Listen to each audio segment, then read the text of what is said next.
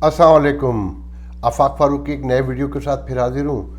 Last 2 days नहीं हाजिर हो सका, मेरी आँख में एक पिंपल निकल आया है इस जगह पर, तो बहुत तकलीफ़ थी 2 दिन।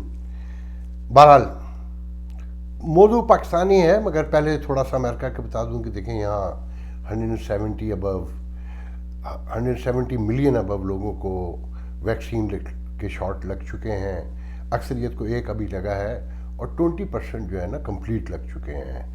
मतलब आबादी में से 4 अमेरिकन में से 1 अमेरिकन को शॉट लग चुका ऑलरेडी। और मई के एंड तक मैं समझता हूँ कि ये अप्रैल के एंड तक मेरे ख्याल में ये अराउंड 50% लोगों को, जब ये 170 मिलियन लोगों का जब कंप्लीट होगा दूसरा डोज, जो विद इन 21 डेज होता है, जो उसके मेड्रोना के और फाइज़र के, जॉनसन भी लग रही है। साथ में यहाँ जो इंफ्रास्ट्रक्चर पर बाइडन ने $2 ट्रिलियन खर्च करने का फैसला किया है, उसमें डेमोक्रेट्स भी कुछ अगेंस्ट हैं और कहते हैं कि बहुत बड़ा बजट है, और रिपब्लिकन तो है ही हैं। लेकिन ये होती है ब्यूटी कि अपनी पार्टी के कांग्रेसमैन और सेनेटर्स जो है ना वो एतराज़ उठा रहे हैं, जबकि पाकिस्तान जैसी जमहूरियत में ये पॉसिबल नहीं है। मगर बाइडन अड़े हुए हैं कि जी 600 बिलियन तो सिर्फ ट्रांसपोर्टेशन पर खर्च होगा, और फिर जो ब्रिजेज़ हैं और यहाँ तक कि होम केयर, डे केयर और चाइल्ड केयर को भी इंफ्रास्ट्रक्चर में शामिल किया गया पहली बार, विच इज़ वेरी स्ट्रेंज, और उसके लिए बड़े सॉलिड आर्गूमेंट भी हैं। बहरहाल अगला मौजू पाकिस्तान है, जो सबसे दिलचस्प खबर है। कल रात, यहाँ इस वक्त दिन के 10 बजने वाले सुबह के, कल रात खबर देखी कि लॉस एंजलिस काउंटी के कांग्रेसमैन हैं टैड डब्ल्यू, उन्होंने एक लेटर लिखा है बाइडन को कि क्लाइमेट चेंज के हवाले से जो वर्चुअल कॉन्फ्रेंस हो रही है 22-24 अप्रैल को, उसमें पाकिस्तान जो क्लाइमेट चेंज से 5वां बड़ा मुल्क है जो हर्ट हुआ है, उसे नहीं बुलाया गया, तो उसे भी बुलाया जाए। तो मुझे हंसी भी आई कि पाकिस्तानी मीडिया को तो पीडीएम अब जहांगीर तरीन हाथ लग गया है। रात दिन एक ही रोना गाना है कि जब सिस्टम को फारिग किया जाता है तो उसका परसेप्शन बनाया जाता है, और ये मीडिया हमेशा से इस्तेमाल होता आया है। खान साहब की हुकूमत होते हुए भी नहीं है, और जो पीडीएम की लड़ाई है मैं उसमें नहीं जाऊंगा, ये रोज़ाना की बातें हैं। ये पाकिस्तानी मीडिया को मुबारक हो कि संगीन तरीन इशू पाकिस्तान के सामने खड़े हैं। मईशत ख़त्म हो चुकी है और चारों तरफ से घिरे हुए हैं, दुनिया में आलमी तन्हाई देखने से ताल्लुक़ रखती है, और अब लोग प्रेडिक्ट करने लगे हैं कि शायद एटम बम का नंबर आ चुका है। मेरे मुंह में खाक, अल्लाह करे मेरी बात गलत हो, मेरे वसवसे गलत हो, मगर अब गुफ्तगू यही हो रही है।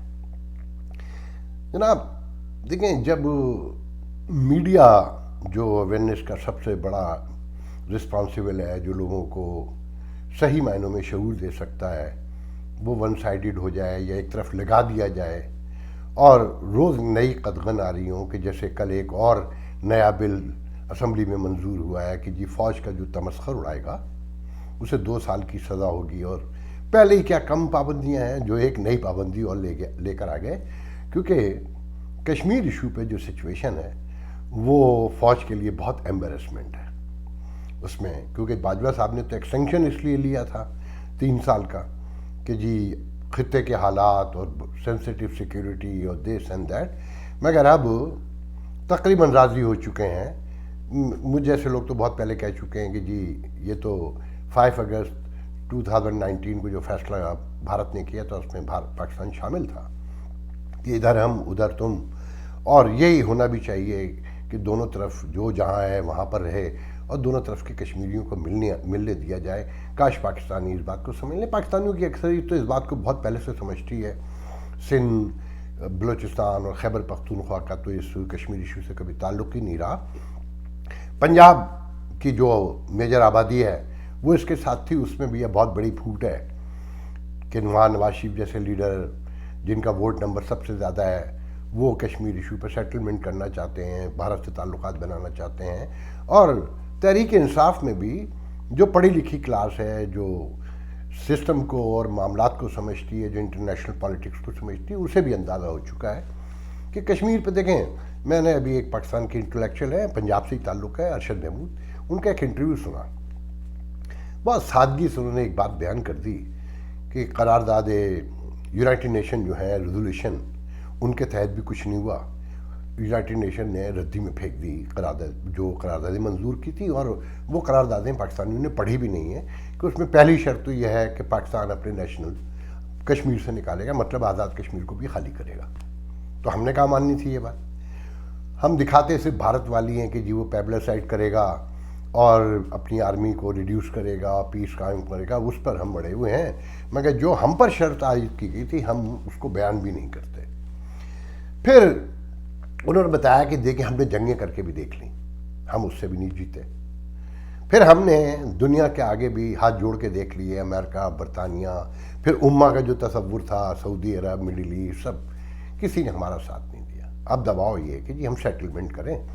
ہم نے ابھی میرے خیال میں کاٹن چینی خریدنے کا فیصلہ کیا، مگر پاپولر پالیٹکس کے بیک گراؤنڈ میں جا کے خاصا بھاگ گئے. اب وہی گندم، وہی آٹا، چینی آپ جو ہے بھارت سے ہی خریدیں گے. مگر کیسے کہ پہلے وہ دبئی جائے گی، دبئی سے پھر آپ خرید کے یہاں لائیں گے، اور آپ پر عام آدمی پہ بوجھ بڑھ جائے گا، اور آپ کو پتہ بھی نہیں چلے گا کہ آپ وہی انڈین کاٹن یوز کر رہے ہیں، وہی انڈین چینی کھا رہے ہیں. یہ آپ کا مقدر ہے، کیونکہ آپ نے سمجھنا نہیں ہے، آپ وہ معاملات کو سمجھنے کو تیار ہی نہیں ہیں، اور سمجھتے ہیں کہ غزوہ ہند ہونے والی ہے. دیکھیں تنقید کوئی بری بات نہیں ہوتی. یہاں ایک بہت نامور اینکر ہیں فرید زکریا، CNN پہ سنڈے کو پروگرام کرتے ہیں. انہوں نے امریکن فوج پہ جو تنقید کی ہے نا، علامہ الحفیظ، انہوں نے کہا کہ دنیا کا سب سے بڑا بجٹ ہے $737 بلین، اور مزید امریکن فوج اس میں اضافہ چاہتی ہے، اور اٹ سیلف اس کا جو CIA کا جو انٹیلیجنس کا بجٹ ہے $84 بلین ابو، وہ رشیا کے ٹوٹل ڈیفنس بجٹ سے بھی زیادہ ہے. اور جو فلیٹ امریکہ کی آرمی ہے ٹرین جس طرح سے ہے، اس کی ایک تاریخ انہوں نے بیان کی ہے. چائنا کے مقابلے میں چائنا کا ٹوٹل بجٹ ہے $250 بلین کے پاس. مگر ساتھ انہوں نے کہا کہ ہم نے کوئی جنگ نہیں جیتی، نہ عراق میں جیتے ہم، نہ ویتنام میں جیتے، نہ افغانستان میں جیتے. کہ دلوں کو فتح کرنا، دماغوں کو فتح کرنا، وہ بم بارود کے ذریعے ممکن نہیں ہے. مجھے فراق کا شعر یاد نہیں آ رہا کہ جو دلوں کو فتح کر لے وہی فاتح زمانہ، جو چائنا کر رہا ہے. کہ انہوں نے بتایا کہ چائنا کس طرح سے ون بیلٹ ون روڈ اور دوسرے اسی طرح کے منصوبے لگا کے دنیا میں اپنے لیے جگہ بنا رہا ہے، تجارت کر رہا ہے، اور ہم اتنا بڑا فوجی بجٹ بنا کے کہاں کھڑے ہوئے ہیں. یہ سوچنے کی بات ہے کہ چائنا آگے جا رہا ہے یا ہم آگے جا رہے ہیں. یہاں تو کسی نے کوئی تھریٹ نہیں کیا فرید زکریا کو، کوئی ایشو کھڑا نہیں ہوا. اور پھر ساتھ میں انہوں نے یہ بھی بتایا کہ دہائیوں سے ڈیکیڈز پینٹاگون کا فوجی بجٹ کا کوئی آڈٹ ہی نہیں تھا. تو 2018 میں $400 ملین خرچ کر کے 1200 آڈیٹرز وہاں گئے، اور سخت ترین محنت کے بعد جب ان سے جواب پوچھا گیا کہ بھئی کیا نکلا، تو انہوں نے کہا جواب یہ تھا نو کمنٹ. یہ آڈٹ میں نکلا نو کمنٹ. مگر یہاں کوئی طوفان نہیں آیا، کسی نے شور نہیں مچایا. ایک گفتگو شروع ہوئی، دروازہ کھلا کہ آگے دنیا کیسے چلنی ہے، کہ تعلقات کیسے انٹرنیشنل کمیونٹی سے رکھنے ہیں. تو پاکستانی فوج پر تنقید اگر جو لوگ کرتے ہیں وہ ہو سکتا ہے غلط ہو، مگر اس میں سدھار کا پہلو ہوتا ہے، اس میں تعمیری سوچ ہوتی ہے، اس میں غداری یا کسی دشمن ملک کا ایجنڈا صرف کرنے کی باتیں نہیں ہوتی. تو خدا نہ سمجھیے وقت نکلا جا رہا ہے آپ کے ہاتھ سے کہ آپ کی معیشت ختم ہو چکی، آپ چاروں طرف سے عالمی تنہائی کا شکار ہیں. جھوٹ بولنے سے کچھ نہیں ہوگا. آپ کے میڈیا کے کچھ لوگ لاکھ بتاتے رہیں کہ امریکن پاکستانی یہ کر سکتے ہیں وہ کر سکتے ہیں، ہم کچھ نہیں کر سکتے. میں نے بتایا نا کہ کلائمیٹ چینج کے اوپر پاکستان کو شامل نہیں کیا گیا. تو شاہ محمود قریشی سے پوچھیں جو یہ کہتے ہیں کہ بہت بڑا کاکس بنایا تھا امریکن کانگریس میں، امریکن کانگریس سینٹ کے لوگ مشتمل افراد کا کوئی 50 کے قریب لوگ بتائے جاتے ہیں، وہ کہاں ہیں؟ کیوں نہیں آگے آتے؟ اب انہوں نے کیوں نہیں بائیڈن انتظام، اس میں ڈیموکریٹ کی اکثریت ہے نا. پاکستانی تو 95% یا جو ہے جو ووٹ کا نمبر ہے وہ 70 ابو ہے جو ڈیموکریٹ کو ڈالا ہے، اور جو بظاہر نظر آتا ہے وہ ابو 95% لوگ پاکستانی امریکن جو ہیں وہ بائیڈن کو اور ڈیموکریٹس کو سپورٹ کرتے ہیں. تو وہ جو کاکس ہے اس سے پوچھا جائے نا وہ کہاں ہے وہ کاکس جس کی بنیاد پر جانے. میں دیکھیں میں پرسنلی ہوں گا، میرا کسی سے بخدا کوئی ذاتی پرخاش نہیں ہے، میں کسی سے کوئی اسکورنگ نہیں کرنا چاہتا. میں جو کہ میرے دوست ہیں ان میں بہت سے جو بہت کچھ کلیم کرتے ہیں، میں ان کا بڑا احترام کرتا ہوں، مگر جب قومی مفاد کی بات آئے گی میں کوشش کروں گا کہ وہ کہوں جو سچ ہے. مجھے بہت دکھ ہوتا ہے جب ایک جج نامینیٹ ہوئے ہیں فیڈرل، زاہد قریشی. میں نہیں سمجھتا کہ ان کے اوپر کلیم کرنے کی ضرورت تھی کہ یہ ہم نے کروایا ہے، کہ 2018 میں ہم چک شومر سے ملے. اگر آپ نے کروایا بھی تھا تو آپ خاموش رہیے پلیز.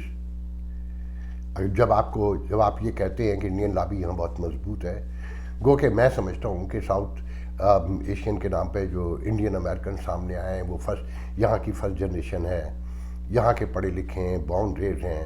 میں نہیں سمجھتا ان میں اتنا تعصب ہے. میں ہی کہہ چکا ہوں کہ شاید انہوں نے کہیں اپنا انفلوئنس استعمال کیا ہو پاکستان کو کلائمیٹ کانفرنس سے باہر رکھنے کے لیے، مگر میں خود ریلائز کرتا ہوں کہ یہ اتنا پاسبل نہیں ہے. میرے اپنے بچوں کے دوست ہیں انڈین، میں نے ان میں کہیں کوئی اتنی خاص کیا میں نے کوئی تعصب دیکھا ہی نہیں. مجھے بالکل اپنے بچوں جیسے لگتے ہیں اور وہ بالکل اسی طرح سے ڈیل کرتے ہیں. بات یہ ہے کہ اگر لیٹ سے جو آپ کہتے ہیں کہ انڈین لابی ہمارے خلاف یہاں کام کر رہی ہے، تو زاہد قریشی جو جرسی سے ہیں اور مجسٹریٹ جج ہیں، جو ویٹرن ہیں، عراق سرو کر چکے ہیں، پراسیکیوٹر رہ چکے ہیں امریکن آرمی میں، تو ان کو کلیم کرنے کی ہمیں کیا ضرورت ہے؟ اگر ہم نے کیا بھی ہے کہ یہاں یہ باتیں پسند نہیں کی جاتی کہ آپ یہ تعصب دے رہے ہیں مین اسٹریم میں کہ یہ اقروا پروری ہوئی ہے، سفارش پہ ہوا ہے، رشوت پہ ہوا ہے یا تعلقات کی بنیاد پہ. انہیں ایسا نہیں ہے، وہ اپنی ذاتی جد و جہد اور اپنی صلاحیتوں کی بنیاد پر آئے ہیں. اور اس سے پہلے انہیں یہ بھی کہنا کہ وہ پہلی نامینیشن ہے مسلمانوں میں یا پاکستانیوں میں، دیٹس ناٹ ٹرو. 2016 میں اوباما جانے سے ایک مہینے پہلے عابد نقوی واشنگٹن ڈی سی کے لائر تھے، ان کو نامینیٹ کر چکے تھے، مگر سینٹ سے منظوری نہیں ہوئی. اور زاہد قریشی کے لیے بھی جو خبریں ہیں وہ یہ ہیں کہ ابھی تک سینٹ سے اپروول کی کوئی ہیئرنگ تک مقرر نہیں کی گئی ہے. 10 اور جج بھی ہیں فیڈرل جج، اور کہا جاتا ہے عابد نقوی کا نام بھی اس میں شامل ہے کیونکہ زاہد قریشی سے پہلے عابد نقوی کا نام سامنے آیا تھا. میں کہنا یہ چاہتا ہوں کہ اگر ہم یہاں کوئی کام کر بھی رہے ہیں تو ہمیں اس کا ڈنکا نہیں پیٹنا چاہیے، اس کا شور نہیں مچانا چاہیے. اس کا نقصان پہنچتا ہے، فائدہ نہیں پہنچتا. اور آپ کے لیے جو لوگ نام کی خاطر اس کا ڈنکا پیٹتے ہیں ان کے لیے زیادہ ایمبیرسمنٹ ہوتی ہے. زاہد قریشی ابھی فیڈرل جج نامینیٹ ہوئے ہیں، مقرر نہیں کیے گئے. ہمیں خاموش رہنا چاہیے تھا، ہمیں دیکھنا چاہیے. اور اگر ایک بار ہو بھی جائیں گے کوئی ایک تو آگے کے راستے رک جائیں گے.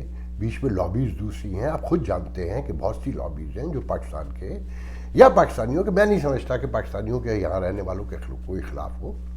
پاکستان کے خلاف تو ہو سکتی ہے اور ہوگی، کیونکہ لابنگ کا دور ہے اور انڈیا کی لابی بلا شبہ یہاں بہت مضبوط ہے. اس لابی کی موجودگی میں اگر آپ ڈنکے پیٹیں گے نقصان ہی ہوگا. دیکھیں